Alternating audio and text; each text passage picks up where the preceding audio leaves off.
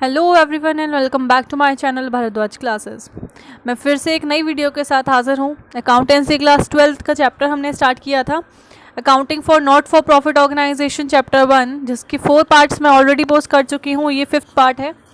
इसमें हमने कुछ टॉपिक्स कवर अप कर लिए थे, जिसमें पहला टॉपिक हमने पढ़ा था meaning and characteristics of not for profit organisation, accounting records of not for profit organisation, receipts and payments, income and expenditure.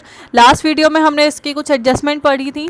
आज हम स्टार्ट करेंगे बैलेंस शीट के साथ। तो बैलेंस शीट का इंट्रोडक्शन देख लेते हैं। सबसे पहले बैलेंस शीट आपने 11th में तो पढ़ी ही है बहुत अच्छी तरीके से। एक स्टेटमेंट है जो कि हमारी ऑर्गेनाइजेशन की फाइनेंशियल पोजीशन बताती है एक पर्टिकुलर डेट तक या फिर एक पर्टिकुलर ईयर की। इसमें असेट्स लायबिलिटी साइड्स होती हैं, 2 साइड्स होती हैं, एक डेबिट और क्रेडिट, जिसमें कैपिटल फंड शो होता है। ठीक, ये प्रिपेयर करता है उसी तरीके से जैसे एक बिजनेस फर्म प्रिपेयर करती है अपने बिजनेस में एक बैलेंस शीट प्रिपेयर करती है, उसी तरीके से नॉट फॉर प्रॉफिट ऑर्गेनाइजेशन भी बैलेंस शीट प्रिपेयर करती है। It is prepared after the income and expenditure account in the NPO. NPO में इनकम एंड एक्सपेंडिचर अकाउंट के बाद बनाया जाता है।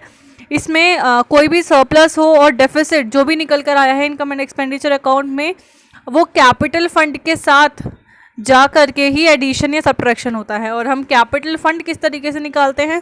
Total assets minus total liabilities. Assets is equal to capital plus liability, हमने पढ़ा था।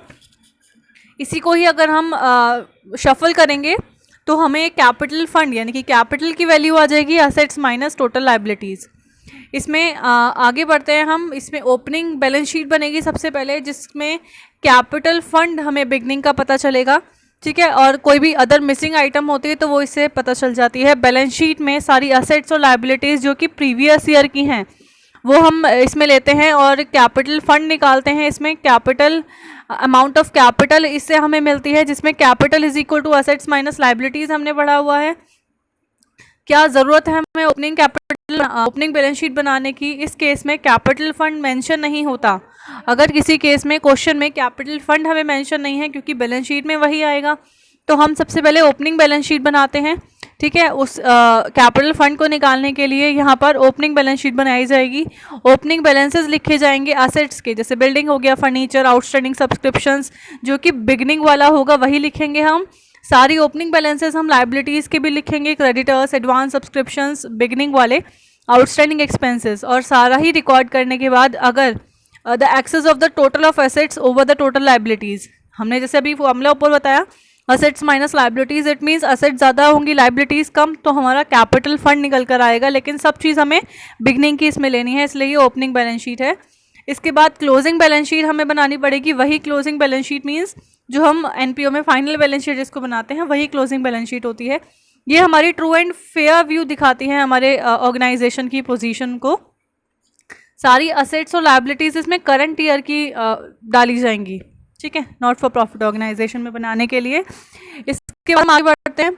कुछ पॉइंट्स हैं जो हमें बैलेंस शीट बनाते टाइम अपने ध्यान में रखने हैं। सबसे पहले एक्सपेंसेस एंड इनकम से रिलेटेड है कि एक्सपेंसेस आउटस्टैंडिंग हो या प्रीपेड हो, इनकम आउट रिसीवेबल हो या फिर एडवांस में मिली हो, बैलेंस शीट के असेट आएगी साइड या फिर लायबिलिटी साइड आएगी। ये डिपेंड करता है उसके नेचर के ऊपर। स्पेशल रिसीट की बात करते हैं सेकंड पॉइंट में। इस स्पेशल रिसीट्स जो होती हैं जैसे डोनेशन, बिल्डिंग्स, स्पोर्ट्स, अभी ये वाला टॉपिक मैंने पढ़ाया नहीं है, मैं आने वाली वीडियो में पढ़ाऊंगी। स्पेसिफिक फंड अकाउंट जो मैंने कहा बताने के लिए, ये वो चीज़ है। ये लायबिलिटी साइड शो करेगी बैलेंस शीट के। Third point surplus and deficit, जो बैलेंस होता है इनकम एंड एक्सपेंडिचर अकाउंट का, डेबिट हो तो डेफिसिट, क्रेडिट डेबिट हो तो सरप्लस माना जाता है और क्रेडिट हो तो ये डेफिसिट माना जाता है। सरप्लस और डेफिसिट ऐड हो जाते हैं या फिर सब्ट्रैक्ट हो जाते हैं। इट मीन्स कैपिटल फंड के अंदर अगर सरप्लस आया है तो ऐड ऑन करेंगे, डेफिसिट आया है तो लेस कर देंगे बैलेंस शीट के अंदर। ठीक, इसके बाद लायबिलिटीज़, एक मिनट ऊपर नीचे हो गया है थोड़ा सा। असेट्स की बात करते हैं। अमाउंट ऑफ असेट्स का अमाउंट हम ओपनिंग बैलेंस शीट में शो करेंगे, अमाउंट ऑफ असेट। ठीक है, और एडजस्टमेंट भी होंगी इसके साथ कुछ कुछ, कि अगर हमने एडिशनल एसेट्स परचेज करी है वो इसमें एडजस्टमेंट होगी, अगर हमने सेल करी है तो एडजस्टमेंट होगी, मीन्स माइनस हो जाएगा। डेप्रिसिएशन इस पर लगाना होगा तो वो लगाएंगे। उसके बाद सब कुछ करने के बाद जो एडजस्टेड अमाउंट आएगा हमारे पास वो हम क्लोजिंग बैलेंस शीट में लिखेंगे। Is that clear? लाइबिलिटीज़ की बात करें तो वो भी यही आएगा, amount of liabilities opening balance sheet में शो होगा, सारी एडजस्टमेंट ओपनिंग बैलेंस शीट में होंगी। यानी कि अगर हमने पेमेंट करी है लाइबिलिटीज़ की तो लेस हो जाएगी, लाइबिलिटीज़ बढ़ी हैं तो एडिशन हो जाएगा उसमें, और एडजस्टेड करा हुआ अमाउंट सारा जो भी फाइनल आएगा वो हमारा क्लोजिंग बैलेंस शीट के अंदर आ जाएगा। लोन्स एंड एडवांसेस की बात करते हैं, वही ओपनिंग अमाउंट जो है लोन का वो हमें should be adjusted for all the repayments made during the year, जो भी हमने किया है नेट अमाउंट जो निकल कर आएगा वो लाइबिलिटी साइड शो होगा हमारा। ठीक है, इन केस ऑफ एडवांसेस अगर हम एडवांस की बात करते हैं तो ओपनिंग बैलेंस लिया जाएगा, एडजस्ट किया जाएगा अमाउंट रिकवर्ड के साथ। ठीक है, और ड्यूरिंग द ईयर में जो भी रिकवर हुआ होगा और जो नेट अमाउंट होगा वो हमारा एसेट साइड बैलेंस शीट में शो होगा। इसके बाद हम डिफरेंस देख लेते हैं, कैपिटल एंड कैपिटल फंड का डिफरेंस है, जो कि मैं बता रही हूँ कि बैलेंस शीट के अंदर कैपिटल फंड लिख कर आना है, तो वो कैपिटल फंड का मतलब क्या होता है ये भी पता होना चाहिए। कैपिटल और कैपिटल फंड में डिफरेंस क्या है? कैपिटल जो होती है वो profit making organisation find out करती हैं, capital fund not for profit organisation या फिर नॉन ट्रेडिंग ऑर्गेनाइजेशन उनके बैलेंस शीट के अंदर आता है। कैपिटल जो है वो कंट्रीब्यूटेड बाय द ओनर्स होता है, यानी कि जो बिजनेस ऑर्गेनाइजेशन होती हैं प्रॉफिट मेकिंग वाली एंटिटीज़ उसके ओनर्स कंट्रीब्यूट करते हैं, वो कैपिटल होता है। On the other hand capital fund क्या होता है? ये एक सिंगल मेंबर एनपीओ में कंट्रीब्यूट नहीं करता, इसमें ग्रुप ऑफ मेंबर्स कंट्रीब्यूशन करते हैं। ये कैलकुलेट किया जाता है एसेट्स ओवर द लाइबिलिटीज़, यानी कि अगर एसेट ज़्यादा होता है, मैंने अभी बताया capital is equal to assets minus liabilities, वही चीज़ है अगर एसेट ज़्यादा है लाइबिलिटीज़ कम है एनपीओ में तो वो कैपिटल फंड माना जाएगा। It is made up of capitalised receipt से मिलकर बनता है ये। ठीक है, एंडोर्समेंट रिसीट हो गई, लीगेसीज हो गई, स्पेशल डोनेशंस हो गए, एंट्रेंस फीस एंड सरप्लस, इन सब से मिलकर अगर एक्सेस ऑफ इनकम है ओवर द एक्सपेंडिचर, इनकम और एक्सपेंडिचर के बीच में डिफरेंस भी मैंने आपको बताया है, वही चीज़ है। अगर इनकम है और एक्सपेंसेस हैं, इनकम ज़्यादा आ रही है इससे, एक्सपेंसेस कम है, तो वो चीज़ कैपिटल फंड में ट्रांसफ़र हो जाएगी। Capital belongs to the owners से बिलोंग करती है क्योंकि उन्होंने कंट्रीब्यूट करी है, लेकिन कैपिटल फंड जो है वो एनपीओ का नहीं होता, एनपीओ के मेंबर्स का नहीं होता, एनपीओ का होता है क्योंकि वो एक्सक्लूसिव कंट्रीब्यूटर्स नहीं होते हैं। ठीक है, और कैपिटल विड्रॉ कर सकते हैं ओनर्स, लेकिन जो कैपिटल फंड है वो विड्रॉ नहीं हो सकता by the members of NPO.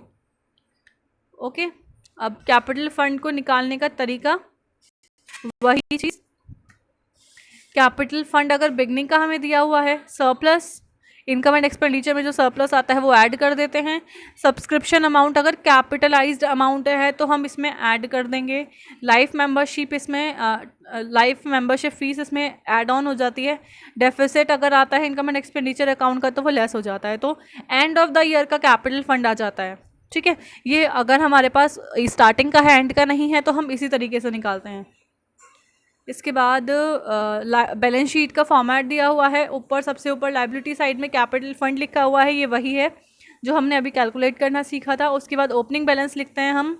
Opening balance किसी भी अगर लाइबिलिटी का ओपनिंग बैलेंस दिया हुआ है उसमें excess of income over the expenditure है, ऐड ऑन कर देंगे, या फिर अगर एक्सेस एक्सपेंसेस ज़्यादा है इनकम कम है तो लेस कर देंगे।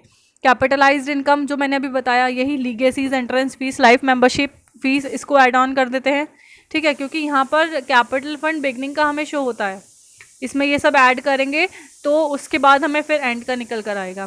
स्पेशल फंड डोनेशंस, ये लास्ट बैलेंसेस लिखते हैं, इसमें ऐड ऑन कर देंगे अगर कोई रिसीट हुई है ड्यूरिंग द ईयर, और इसमें ऐड कर देंगे इनकम अगर हमें अर्नड हुई है by the fund investment. Expenses अगर हमने कोई पे किए हैं फंड और डोनेशन से तो वो लेस कर देंगे। फिर क्लोजिंग बैलेंस हम लिखेंगे इसमें creditors for purchase of surplus, supplies purchase करने पर जो हमारे उधारी क्रेडिटर्स बन गए हैं वो लिखेंगे। आउटस्टैंडिंग इनकम्स कौन कौन सी होती हैं, जैसे बैंक ओवरड्राफ्ट है, ये हमारी आउटस्टैंडिंग इनकम मानी जाती है। ठीक, ये हम इसमें लिख देंगे एंड की।